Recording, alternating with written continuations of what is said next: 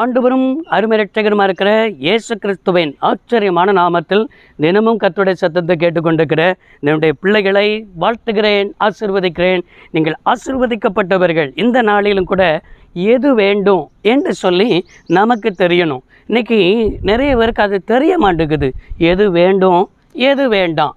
நம்முடைய வாழ்க்கையில் எது வேண்டாம்னு நினைக்கிறோமோ அதை தான் நம்ம செய்கிறோம். எது வேண்டும் நினைக்கிறோமோ அதை நாம் செய்யாமல் இருக்கிறோம். இயேசு கிறிஸ்து கல்வாரி சிலுவையில் தொங்கிக் கொண்டிருக்கும் பொழுது அவர் பேசின முதல் வார்த்தை பரிசுத்த லூக்கா எழுதின சுவிசேஷ புத்தகம் 23ஆம் அதிகாரம் 34வது வசனத்தில், பிதாவே இவர்களை மன்னியும், தாங்கள் செய்வது இன்னதென்று அறியாதிருக்கிறார்கள் என்று இயேசு பிதாவை நோக்கி ஜெபித்ததை நாம் பார்க்க முடிகிறது. இன்றைக்கு இயேசு சொன்ன வார்த்தையிலிருந்து நாம் விளங்கி கொள்வது, நாம் அறிந்து கொள்வது, நமக்கு நேராய் கடந்து வருகிற சத்தியம் மன்னிப்பு. இன்றைக்கு நம்முடைய வாழ்க்கையில் ஒருவரை ஒருவர் மன்னிக்காமல் இருக்கிறோமே. சிலர் மன்னிக்கிறேன்னு சொல்வார்கள், உன்னை மன்னிச்சிட்டேன்னு சொல்வார்கள். சின்ன பிரச்சனை வரும்போது நீ அதை அப்படி செஞ்சவ தானே, நீ இப்படி செஞ்சவன் தானே என்று சொல்லி பிரச்சனையின் மத்தியில் தான் உள்ளத்தில் என்ன இருக்குன்னு சொல்லி தெரியும்.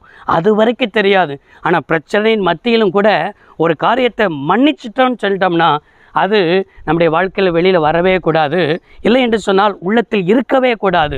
இன்றைக்கு மன்னிப்பு இருக்க வேண்டும். அது மாத்திரமல்ல, அன்பு நம்முடைய வாழ்க்கையில் இருக்க வேண்டும். அது மாத்திரமல்ல, பிறர்கிட்ட மற்றவர்கிட்ட விட்டு கொடுக்கிறதில் இருக்க வேண்டும். சாந்தம் இருக்க வேண்டும். அது மாத்திரமல்ல, நம்முடைய வாழ்க்கையில் கீழ்ப்படுதல் இருக்க வேண்டும். இப்படி இருக்க வேண்டியது நம்முடைய குடும்பத்தில் இருக்க வேண்டும். இதை பிறர் காணணும். நம்முடைய வாழ்க்கையில் பிறர் காண்கிற அளவுக்கு சத்தியத்தின்படி நடக்கிறோம், ஆண்டவருடைய பிள்ளையாய் நடக்கிறோம், வேத வசனத்தின்படி நடக்கிறோம் என்பதை மற்றவர்கள் நம்மளை பார்த்து சொல்லணும். வசனத்தில் வாசிக்கிறோம், நீங்கள் ஒருவரை ஒருவர் அன்பாய் இருப்பதினால் நீங்கள் என்னுடைய சீசர்கள் என்பதை மற்றவர்கள் அறிந்து கொள்வார்கள் என்று ஆண்டவர் சொல்லுகிறார். நம்ம ஒருவரை ஒருவர் நேசிக்க மாட்டேங்கிறோமே. மனதார எதிர்த்து வரும்பொழுது சோத்திரம் சொல்ல மாட்டேங்கிறோம், பிரைஸ் லார்ட் சொல்ல மாட்டேங்கிறோம், முகத்தை மூடிட்டு போகிறோம். இல்லைன்னா தலையை என்ன செஞ்சுக்கிட்டு இருக்கட்டும், என்ன செஞ்சிடும், மற்றவர்கள் பார்த்து விடுவார்கள் என்று சொல்லி தலையை திருப்பி கொண்டு என்ன செய்கிறோம், போகிற அனுபவம் தானே காணப்படுகிறது. இன்றைக்கு இது வேண்டும், எது வேண்டாம் தெரியுமா? மற்றவர்களை குறித்து குறை சொல்கிறது, மற்றவர்களை முறுமுறுக்கிறது, பின்னால் ஒன்று பேசுகிறது. அது மாத்திரமல்ல, மன்னிக்க மாட்டேன் என்று சொல்லி கடின இருதயத்தோடு இருக்கிறது, வைராக்கிய குணத்தோடு கூட இருக்கிறது. இன்னும் மற்றவர்களை குறித்து அவதூறு பரப்புகிறது, இது செல்போனில் பேசுகிறது.